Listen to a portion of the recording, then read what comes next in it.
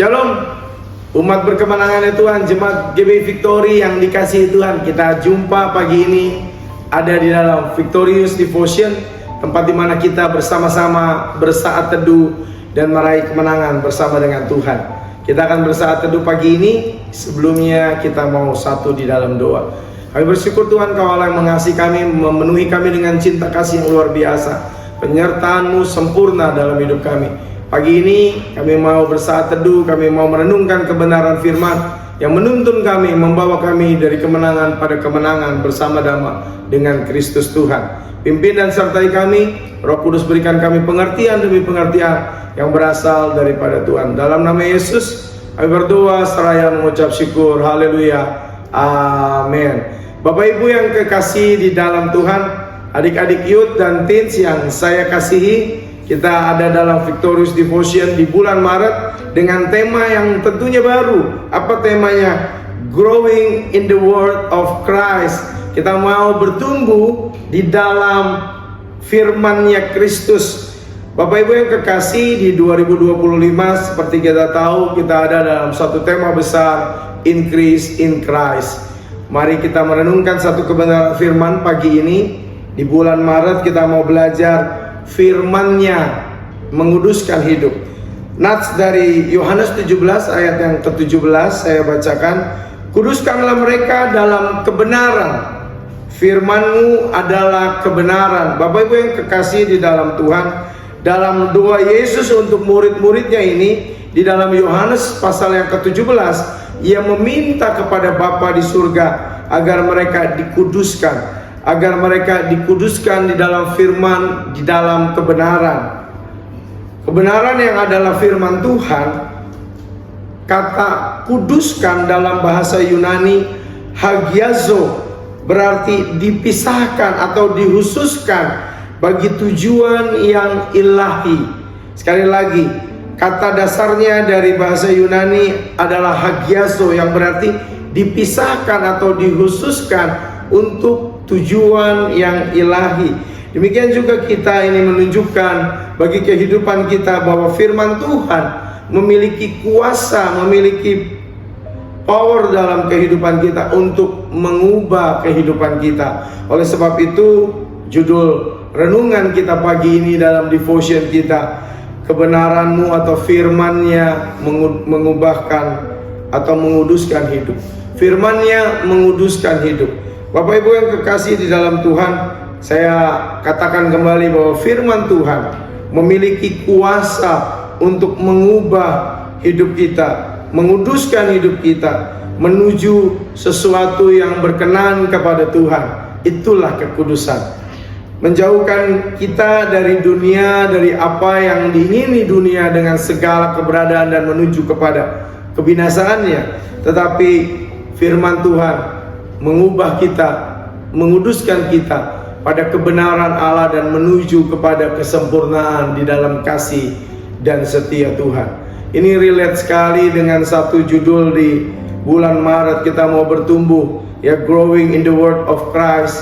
Luar biasa Bapak Ibu yang kekasih di dalam Tuhan. Firman Tuhan adalah juga proses untuk pengudusan. Yang pertama, ada beberapa poin, ya, kurang lebih 3 poin. Kita mau bahas yang pertama. Firman Tuhan mengungkapkan atau menyatakan kebenaran. Dunia yang penuh dengan tipu muslihat, dengan kebodohan yang ada di dalamnya, kebohongan, tipu muslihat dan lain sebagainya, dan standar moral yang terus berubah menurun dari kebenaran firman yang coba dikikis oleh dunia ini. Tetapi firman Tuhan yang kita harus baca, yang kita harus renungkan, yang kita harus lakukan menjadi kebiasaan, menjadi habitat kita, menjadi hidup kita hari lepas hari, menjadi kebenaran yang tidak tergoyahkan.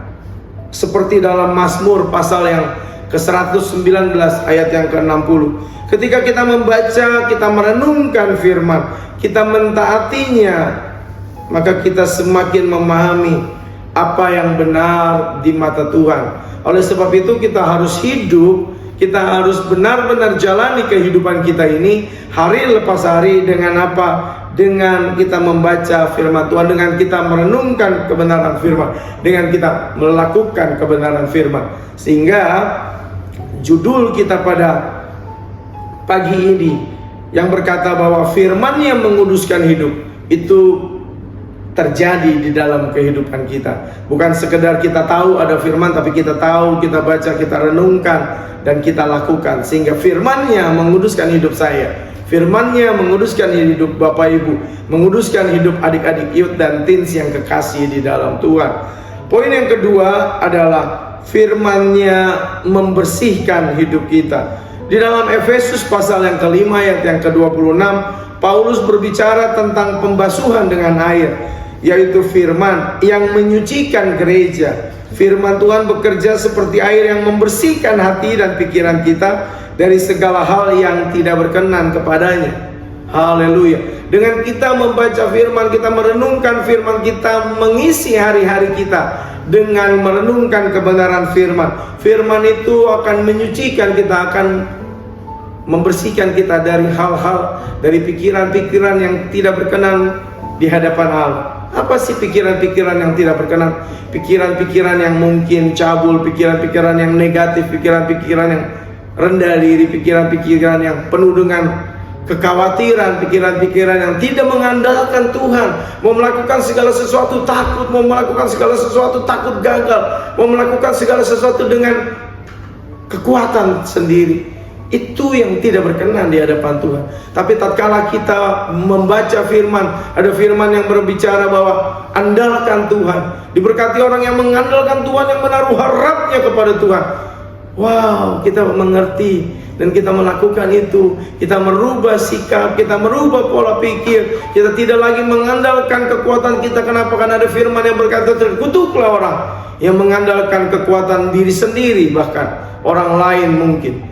Tetapi kita mengerti firman, sehingga firman itu boleh benar-benar membersihkan kehidupan kita. Firman yang membersihkan kehidupan kita adalah firman yang kita baca, kita renungkan, dan kembali lagi seperti poin yang pertama, kita lakukan, sehingga kita bisa benar-benar dibersihkan hidup kita oleh kebenaran firman. Itu yang luar biasa. Semakin kita membaca, semakin kita merenungkan kebenaran firman, semakin kita dibentuk, semakin kita menjadi pribadi yang dibersihkan, menjadi pribadi yang kembali kudus. Sehingga melalui poin-poin ini kita benar-benar bisa growing in the word of Christ.